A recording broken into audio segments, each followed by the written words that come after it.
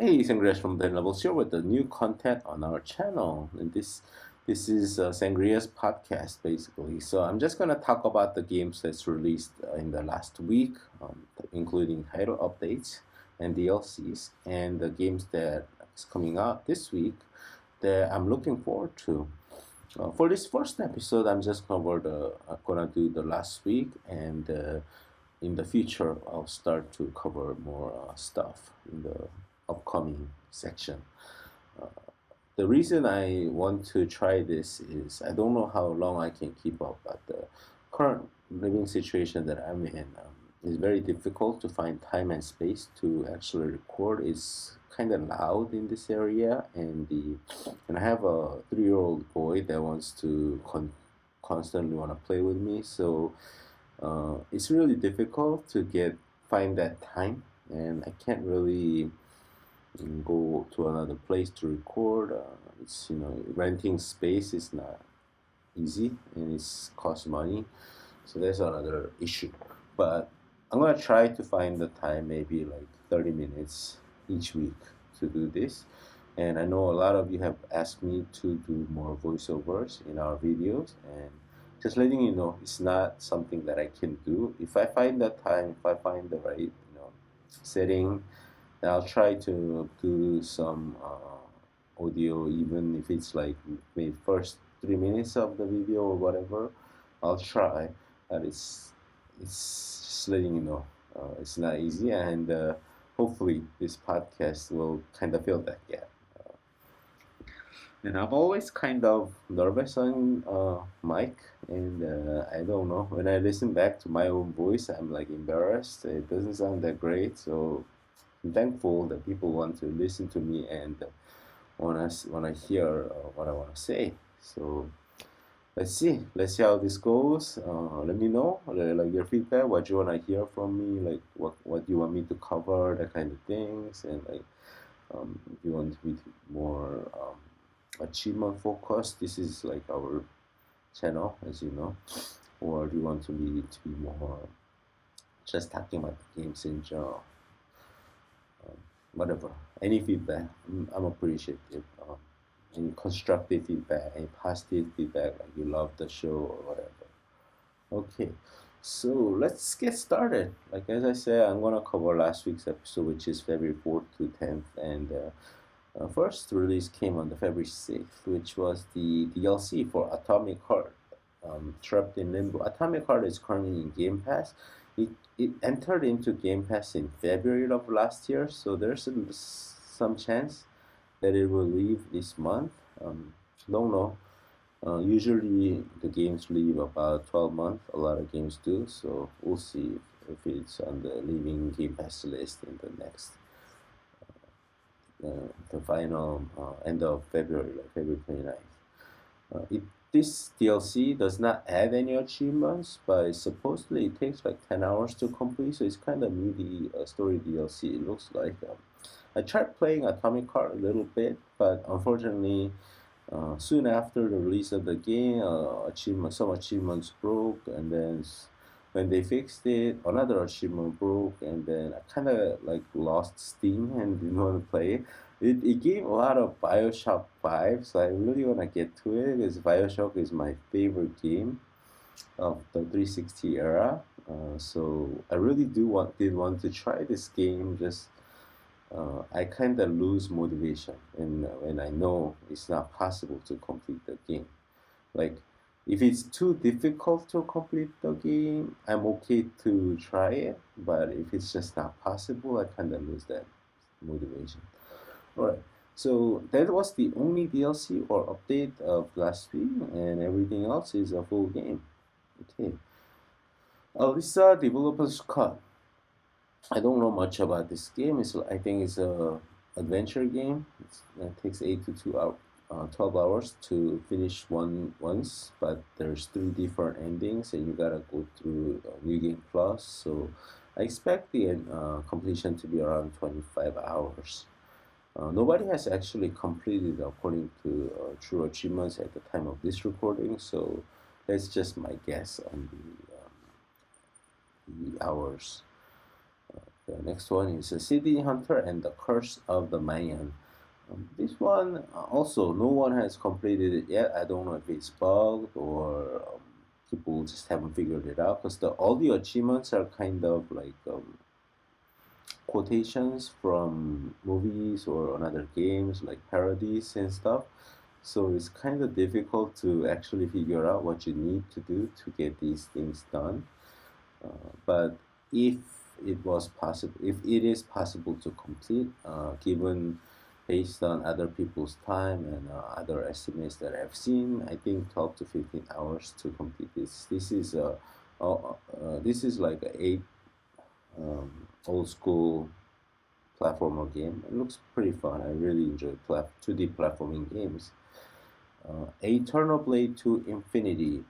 This is not a new game. This was released under the name AeternoBlade II without the Infinity the subtitle, and it is a re-release of the Xbox One version, and it's now Xbox Series version. The Xbox One version took 50 to 60 hours to complete, and this is an action adventure game.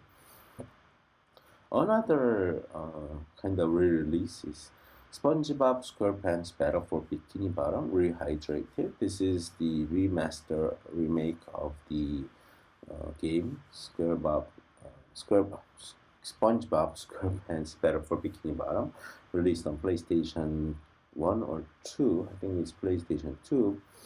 And it came out on Xbox One last year in June. Now it just came out for Windows with achievements. So it's a separate achievements Windows stack. It takes 12 to 15 hours to complete based on the Xbox One version. So I imagine the same number of hours. And I think it's a SpongeBob game loved by many people. I really enjoyed it back in the PlayStation when I played the original. I plan to get to it sometime soon. Next is, we're going to the next day now, Dungeonoid 2 Awakening. Yeah, when I mentioned there's no type, the only DLC was the Atomic Heart one, I was wrong actually. Dungeonoid 2 Awakening came out with the title update already applied, so it already has 2,000 gamer score on the first day.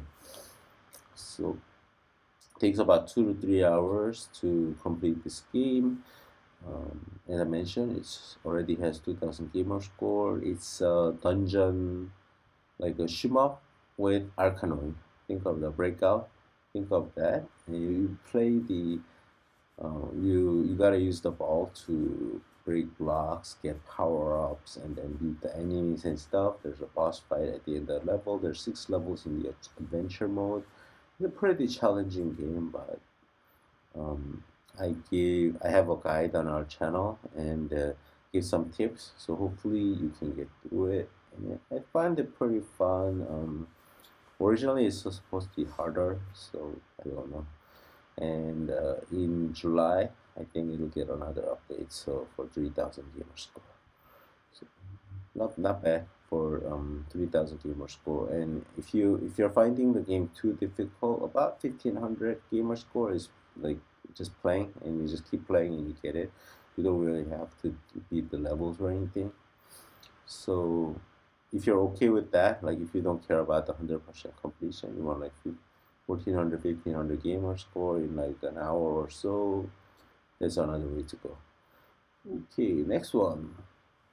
Ikonei Island, an Earthlock adventure. So Earthlock Adventure is a RPG turn-based series. And Earthlock, I think there's Earthlock 2 coming as well, but this is kind of in between, kind of a spin-off, I would say. But it's the same genre, like the same setting, and no one has actually complete on the true achievements. But How Long to Be says it takes about 25 hours to complete. So I don't know if that's completion means for the 1,000 gamer score or for like just playing the game. Yeah, that's your info right there. Sorry. Invector Rhythm Galaxy is the next game. Avicii Invector is a game I love. I really love rhythm action games, and I really enjoyed it. I don't know too much about Avicii, to be honest, but I really like the music. I really enjoyed that gameplay, and this one is supposed to be the same style. I haven't tried it yet, but it's supposed to be the same style. I'm definitely going to try it very soon. It should take around 6 to 8 hours to complete, but unfortunately, one of the achievements is glitched right now, so it's not possible to complete. But the developers know about this issue and they're working on it. So hopefully, fingers crossed, it's fixed very soon. And if it's fixed, I'll try to also cover the games that are fixed, the games that are broken, that kind of things in this podcast as well. Cannibal Abduction. So this is actually collection of two games, Cannibal and Abduction. Sorry, is it? Anyway, it's a two collection of two games. I forget the name of the actual game, but it plays like the old school PlayStation 1 era Resident Evil, so like Resident Evil 1, 2, 3. Not the remakes, but the original ones. And with a guide, if you know where to go, what to do, and everything, it takes about an hour to complete. So not too bad, but be aware that it's got PlayStation 1 graphics. So if you're like a graphic guy or graphic girl, then it's not for you. So, but if you don't mind that and you enjoyed Resident Evil in the past, I think you're gonna get a kind of blast from the past here. Mustache in Hell is a tough twin stick action game. Right now, nobody has completed this game so far. I like the looks of it. I haven't tried it just yet. There's only so much time in the day, and there's so many games coming out that I'm like, my to-do list is like 1,000 lines long. So always growing. I check some off. It feels like what 2 steps forward and then 5 steps backwards. So it's crazy. Um, right now, two achievements nobody beat is don't die while fighting certain bosses. So I'm a little bit unclear whether this is really difficult, like you really not need to get good to do this, or if it's broken and like you beat it without dying and but nothing happened. So I don't know. I'm not really sure about this one. Then the next one, the Inquisitor. So this is an action adventure game from Calypso Media. I think they make pretty good adventure games, and I really like it. But I haven't really looked up much information about this game. Right now, nobody has completed yet, and by one player, as a reference, has 16 hours played, and is missing just 4 achievements. So I think he's pretty close. But since nobody has completed yet, I don't know how long it takes to finish it. The game looks really great, and I'm looking forward to trying it out. Next one, this one is like really dear to my heart. It's Jubilee. It's a platformer. It's supposed to be a precision platformer, and I get a very Mega Man-like vibe, the old school NES era Mega Mans, and it looks really difficult as well. But uh, I don't know. Maybe only the people that are really good at these type of games tried, but it seems the completion is around 3 to 4 hours, so that's not too bad. I see some people complete it in about 2.5 hours. So I'll give it a try very soon. I think I'm like a broken record. I keep saying I'm gonna give it a try very soon, but last week was really busy. So. Okay, Manitas Kitchen. It's it's described as a dinosaur kitchen party game. So you have dinosaurs and you make you cook stuff. And I think that's all you need to know there. I see people have completed in about 6 to 8 hours. So one of them completed like 5.5 hours. The other was like 6.5 hours. So I think with the guide, maybe it's around 6 hours. Deadly Dangerous is this week's Chili Dog release, and the Chili Dog, if you know you are into achievements and you know this company, the up, down, down, up, right, left, right, Y or X cheat. And as usual, this game has that. And so use the cheat and you skip levels and you're done. And I have a guide up for this game on our channel. Prisonela DX is the Rather Like a game of this week, and Rather Like a is, as usual, pretty easy completion. Takes about 15 to 20 minutes. This one is a fast-paced platformer, so each level is like 5 to 10 seconds, and all you need to do is complete 30, I think complete 30 levels, any levels, and you can even get repeat of the same level. And you need to collect 500 coins, and you need to die in a bunch of different ways, and probably just playing you'll die in a bunch of different ways without really trying. So I made a short guide, but unfortunately due to randomness I cannot cover every level, but I tried to give you tips and how to get the completion done. So there's a guide on for you if you need it. Tales of Bayun is an adventure game with RPG elements from the publisher Samustai. Nobody has completion yet, but someone who played 3 hours has 13 out of 33 achievements. I don't know if this means that like it's a 10-hour completion, or the other 20 achievements are like super hard or super difficult to figure out, and there's just no way. I mean, this is an adventure game. It's got RPG elements, so maybe there's a lot of things you gotta do to get the completion. So I don't know just yet, but I love point and click adventure games. So if there's a pretty good guide out there, I might give it a go. Next one, Control Override. This one is an interesting one. It actually has a full walkthrough for the Steam version, but when we tried the game out with the guide open, it's a very different game. So the level orders, I don't know if it's just level orders or but the levels have changed. So we can't really use the Steam guide for this one, but with a good guide, I think it's gonna be like 1 to 2 hour completion. By the way, it's a puzzle game where you don't control your own character, but you control the environment to move the character along. So you have to basically override the controls, as the title says. But right now, I see some people have completed around like 3 hours. So I think it can be shorter depending on like what kind of guides are available. So we'll see. Choice of Life Middle Ages 2 came out, and this is the last game I'm going to talk about. So I played the first game, Choice of Life Middle Ages. I really loved it.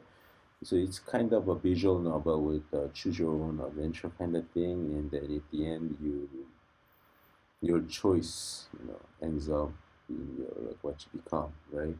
So I thought that was very fun, and first game was about 2 to 3 hours completion with a good guide, but the second game definitely seems more meaty and has more content.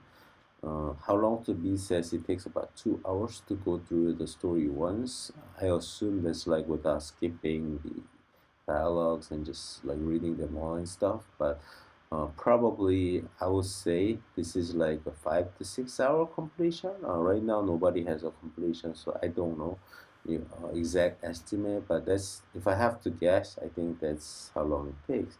So that's all the releases of last week. I hope you enjoyed it. This week, I said I'm not going to talk about like what I'm looking forward to this week, but I just remember Lara Croft, Tomb Raider 1, 2, 3 remaster. Yeah, that's coming out. That's the one game I'm really looking forward to. I rarely pre-order, but I pre-ordered this game. So back in my university days, I think I just dated myself, but back in my university days, I played Tomb Raider 1 for the first time on my PC, and absolutely fell in love with it. I had just gotten the 3D FX graphics card. I don't know if any of you remember that, but I just had gotten that, and I think it came with it. The Tomb Raider came with the card. It's really nice. Back in the day, state-of-the-art 3D graphics. Can't wait to go back to the world of Lara Croft, and start shooting some tigers and jaguars and whatnot with the double pistols. Yeah, I think that's gonna be awesome. I don't think it's gonna be a fast or easy completion, but I just love the games. Even if I don't get the completion, I definitely want to try and play the game at least. All right, so that's all the stuff I got for this week. Let me see how long I talked.